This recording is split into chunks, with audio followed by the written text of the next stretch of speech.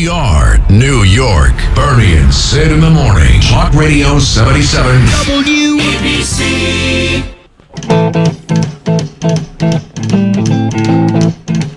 So this is a great story. I've spoken to Ray Negron many times in the past.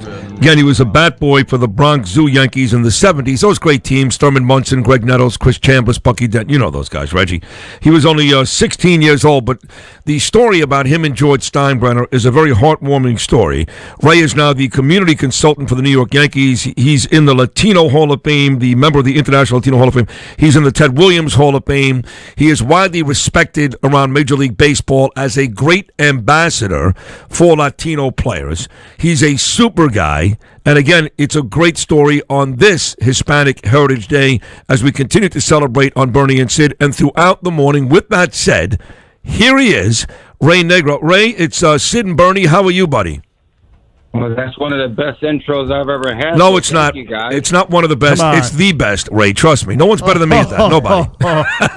Ray, good morning. It's nice to talk to you once again. And thank you for the kind words. But the truth is that I can't even give you a good introduction because when you tell the story, that's as good as it gets. Tell the story about who you were as a Bronx teenager and how George Steinbrenner basically saved your life. 1973, me and a group are doing graffiti outside Yankee Stadium. All of us generally trying to find ourselves as people. And so I was doing an NY on the wall, and all of a sudden a car drives up on the sidewalk. Two guys jump out. We all start to run. And I'm the one that's caught after tripping off of one of the guy's ankles. And next thing you know, I'm in a holding cell. And as they were putting me in, one guy said to the other guy, "There's nothing that you can do with these people. That's where they belong." And next thing you know, the tougher guy said, "Give me the kid." And next thing you know, they're taking me into the Yankee locker room. They're giving me a uniform. And the guy says, "Why are you doing this for him, George?"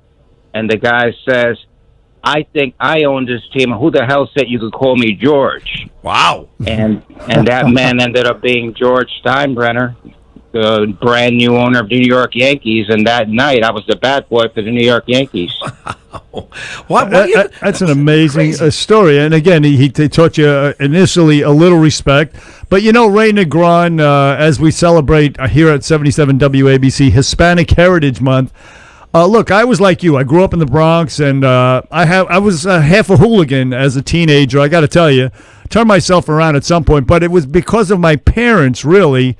I learned a lot. They instilled a lot of good stuff in me. So I would imagine you already had the foundations of being a good, upstanding citizen from either your mother or your father, or maybe both. Tell us about that, if indeed that's the case. The strength of me and why I was in acceptance of becoming a better person was because of my mother. My father kidnapped me when I was about 3 or 4 years old, took me to Cuba, and then essentially left me there. I would never see my father again after that, and it took my mother 6 months before Castro to get me out of there before I would be stuck there and not be able to have to talk with a huge accent at this day. So I owe that to my mother. And getting to the Yankees and being troubled and feeling like, you know, I was the wrong color. At the time, not too many people of color worked for the New York Yankees. Remember, George had just taken over for CBS. Right. And so, in essence, there was a time when I used to say, I wish I was white. And Billy Martin slapped me in the face. Oh, wow. Billy Martin slapped you across the face. That's great. Literally, because of the aspect of Billy came from that guy. He had a father that left him. Yep. And so he knew, and our mothers were both named Jenny. Oh, wow. They were both very tough. And Billy didn't accept any of that. And, you know, the incredible thing about that was that 2 days later, he had me sitting at Patsy's restaurant, and I was getting a scolding from Frank Sinatra and Sammy Davis Jr. Look at unbelievable. Ray Negron, the community consultant for the Yankees. I got to take you back, though, to the original story with Steinbrenner. Again, you're in a holding cell. He doesn't know you from a hole in the wall, and moments later you're in the Yankee locker room wearing a uniform, and the rest, of course, has become history. Did he ever tell you why he singled you out, why he was there for you? What was it about you? No, you know what? It wasn't about the aspect of me. I mean, the biggest favor ever done in my life was that security guard that was with him, saying there's nothing that you can do for these people. But that was really the catalyst behind him doing that. That guy, you're right. Was the catalyst because it was an incredible challenge. And George, if you know anything about George Steinbrenner, he's always been there for minority people. He was the first guy to bring in like all these extra type of coaches. They were always black, and it was whether it was Harrison Dillard, the running guy, to teach the guys how to run, or guys like this. That's who George Steinbrenner was. And let me tell you a quickie story. One day he's having a fight with Billy Martin, and they're cursing each other out. They're calling each other every name in the book. And then Steinbrenner leaves his office, grabs me. We get into his car, and in order to vent, he decided just to ride around the Bronx. And as we're driving around, he says to me, "Jesus Christ, imagine having to come home to this every day." And I said, "Boss, I do come home to this every day." And that was a shocking feeling to him. And after that, I couldn't keep him out of the Bronx. There are guys to this day that are 70 and 80 years old who remember George going into their bodegas, into their restaurants, and making the people feel like they were somebody. That's George Steinbrenner. And one more story. There was a guy. I used to love to sneak the kids into the ballpark back in the 70s. Now, guys, why would I sneak them into the ballpark? Answer the question. Right, because he can't afford to get in otherwise. Thank you. They couldn't afford to go into the park. But there was always these security guys that would be watching me because they wanted to score their little brownie points. And they would go, "Boss, Ray Negron is sneaking his friends into the park again." And he would go, "Tell him to get his ass in here right now." And so the guys would find me and on the way up to his office say, "I think you're done this time." Right. And as we would walk into his office, the boss would say, "I got it, Bill. I got this. Thank you very much. Good job." And so then the guy would leave, and then the boss would go, "How many?" And I would say, 13.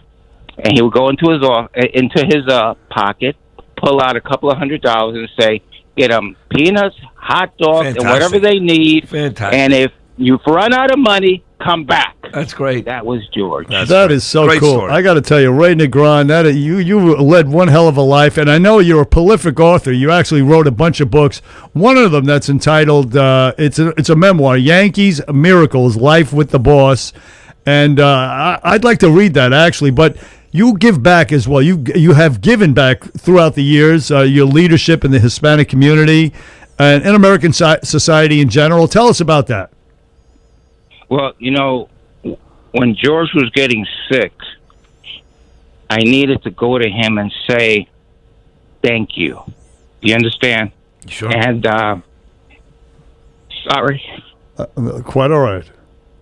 And when I go into him, and I knew that the time was getting close, and being human, I was also selfish because I was wondering, when he dies, what happens to me? You know what I'm saying? So first off, I said, "Thank you, boss. Thank you for saving my life." And he says, "You don't have to thank me because I didn't save your life. The day I looked into your eyes, your story was already told." And that was heavy. And then he says, "Just only way you can pay me back is just take care of those kids that are coming behind you. Do what you have to do to help those kids." That was his message to me before he died. And he said, "Randy Levine will watch out for you. He's so a don't great guy. worry about that. Randy Randy super guy. will watch out for you." Yep.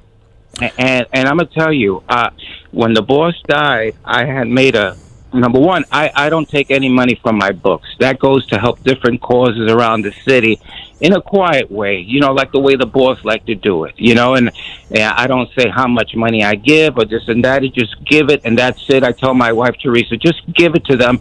Just write the check and give it to them. We do a play called Bat Boy, and the proceeds from that goes to help different families in need, and that's what we do, and I just got to thank Randy, and I got to thank Cashman too, because he's been a protector also. Yeah. He's a class act, and I'm sorry for what's happened this season, but at the same time, I'm always grateful to him. But Randy Levine has stepped up and helped me, and in his own way, he has saved my life, because when the boss died, a big part of me died. Yeah, Randy Levine is a super, super guy. One of my favorite people in Major League Baseball. He's been on this show a bunch of times, and he's a great guy. Henry and Me is a movie you folks must see, by the way. Another great work from Ray. Just not only writes books and children's books, but that was a very heartwarming movie. Everybody from Richard Gere to Cyndi Lauper to Chaz Palminteri to my old friend, God rest his soul, Danny Aiello, all their voices in that movie. Yes, Ray, disappointing loss for the Yankees last night in Boston. Disappointing way to end the season. But it doesn't matter. They're the Yanks. They'll figure it out. I would imagine They always that do. they always do. I would imagine that George's son treats you with great respect and love like George did. What's the relationship like with his boys? Well, I used to babysit Hal Steinbrenner. That's great. Okay, I babysat Hal Steinbrenner. Well, what happened was I used to babysit Barry Bonds and Robbie Alomar, and then the boss saw that. He says, "From now on, you're gonna babysit my son." That's great. And that's how that started. And for about 5 years, I was his babysitter in Florida, and it was a great experience because I felt that I got to give him a little bit of what I had to from the standpoint of street value. But you know what? Hal is his own man. Hal's a man's man, and he does his own thing. I'm not going to say that we're close or anything like that, because like I said, he's his own man and he does his thing. My relationship was with his father. He was my dear friend, and that's all I can say. The guy that was the closest as far as being a father to me was Billy Martin. Billy was truly my father there, and I listen, I miss Thurman Munson. Was incredible, just a big brother, and Bobby Mercer was, again, another man's man and just wonderful. And to say that I have been lucky. But let me just say, a guy that you guys know, that you guys knew, who was a mentor and helped me at different times for different reasons, was Father Tom. Sure. Oh, Father Tom Hartman. Absolutely. Yes, indeed. That's right. A true saint, though. It was a living saint. Should be canonized. Yes, he was. Know him well. Yes, he was. Yes, he was. So that when I was dealing with the issues of Doc and Daryl and the whole drug thing and all that kind of stuff, I needed a lot of different people to help me with that. And he was one of the men who stepped up and told me, just keep going, keep going, keep going. Forget about what the naysayers have to say. Because me and George Steinbrenner were taking a beating from the standpoint of trying to help this guy, And again, George Steinbrenner, talking about an angel in his own way, he was a angel with dirty faces. Remember that? Of course. Oh, yeah. Steinbrenner. Yep, that was him. That's who he was. Yep, he was. And a lot of guys enjoyed some great success when they were thrown to the trash heap, whether it was Darryl or Dwight or Steve Howe, a host of others. Steve Howe, yep, exactly. Yep, all those guys. And let me tell you, and average guys who in essence needed help, didn't have a place to go. And George, there again, Mr. Steinbrenner, could you please help me with this guy? Who is he? Some dude that lives up the street. Well, let's help him out there. Yeah, he didn't care. That's who he was. Yep. The biggest lessons I learned from him, I'm going to say real quick, is just the hell with labels. The labels don't mean anything if you can help somebody.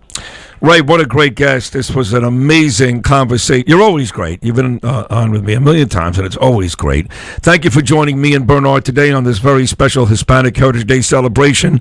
Keep telling your story. It's a wonderful story. You're a great guy, and we're very, very happy for you, and thank you again for stopping by today. Keep coming by, buddy, okay? Thank you, and again, thank you, Yankees, Lon, and all you people over there, and I love the Yankees, and I hope they keep doing what they keep doing in the street. You got it, Ray. All the best. Ray Negron right there on the Bernie and Sid show on this Hispanic Heritage Day. Next segment, we'll take a contestant for Beat Bernie.